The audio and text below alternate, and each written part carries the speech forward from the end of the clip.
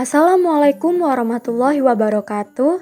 Halo semuanya, perkenalkan saya Anggraini Aprita Wulansari dengan NIM 03031182126018 dari kelas B Indralaya, jurusan Teknik Kimia, Fakultas Teknik Universitas Sriwijaya. Di sini saya akan menyampaikan materi mengenai screw elevator. Selamat menyaksikan. Definisi screw elevator.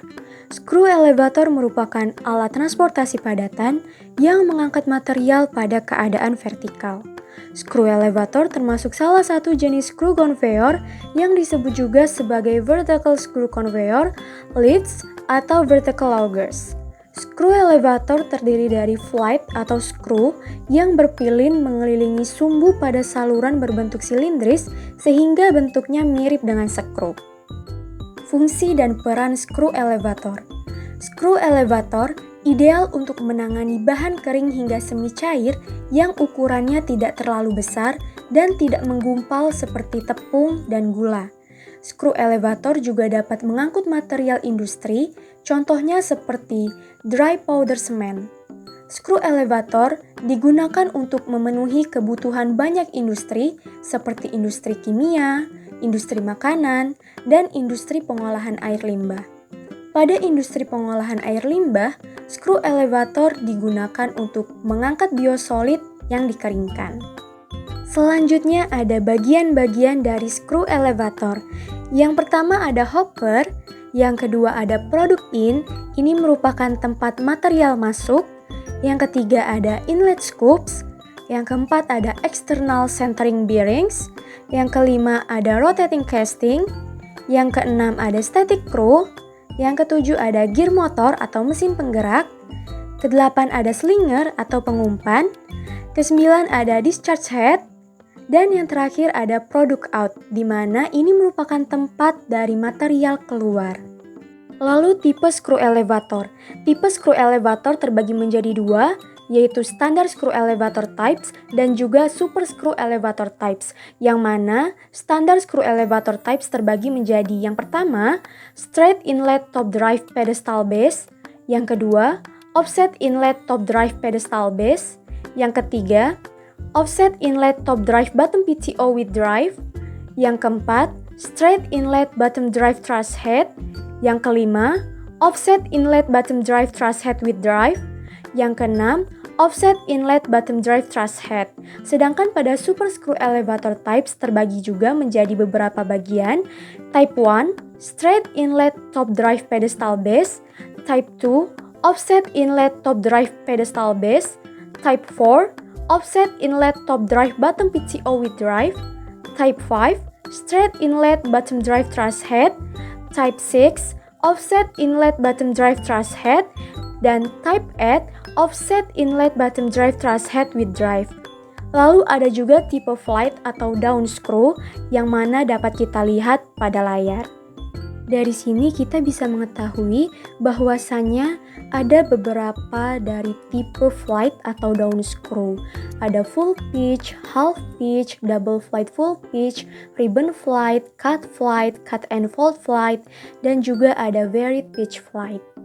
Selanjutnya ini merupakan prinsip kerja dari screw elevator. Pertama-tama, umpan dimasukkan ke dalam feed hopper, yang mana screw elevator ini memiliki prinsip kerja, yaitu dengan mendorong bahan menggunakan tabung yang di dalamnya terdapat pisau spiral yang melilit. Lalu, umpan tadi diteruskan ke saluran, di mana material tersebut berputar dalam suatu saluran. Lalu, dialirkan ke saluran ulir, dan pada akhirnya dari ulir dibuat berlubang dan kemudian material keluar melalui product out. Nah, material yang keluar ini akan berubah ukuran dari yang pertama dimasukkan menjadi lebih kecil dikarenakan pisau spiral yang terdapat dalam tabung tersebut sangatlah tajam.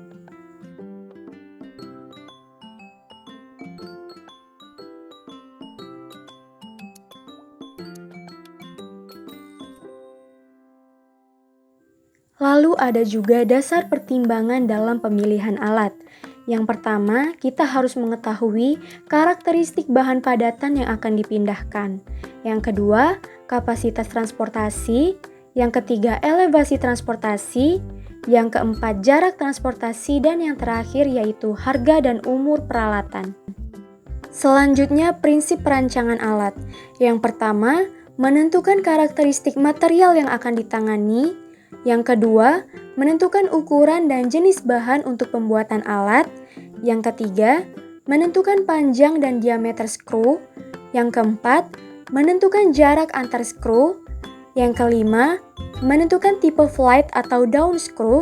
Dan yang terakhir, menentukan jenis gear motor yang sesuai untuk menggerakkan skru elevator.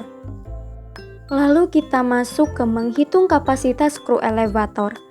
Kapasitas skru elevator dalam feet kubik per jam (RPM) rumusnya adalah C per RPM sama dengan 0,7854 dikali ds kuadrat dikurang dp kuadrat dikali P dikali K dikali 60 per 1728, yang mana C merupakan kapasitas skru elevator dalam feet kubik per jam, ds adalah diameter skru elevator, dp adalah diameter pipa atau diameter poros, P adalah pitch dari skru elevator, dan K adalah presentase dari pembebanan tabung. Lalu ada kapasitas skru elevator yang dilambangkan dengan Q. Jika skru elevator terisi penuh, maka rumus dari Q adalah V per 4 dikali diameter elevator kuadrat dikurang V per 4 dikali diameter poros kuadrat dikali L dikali BJ.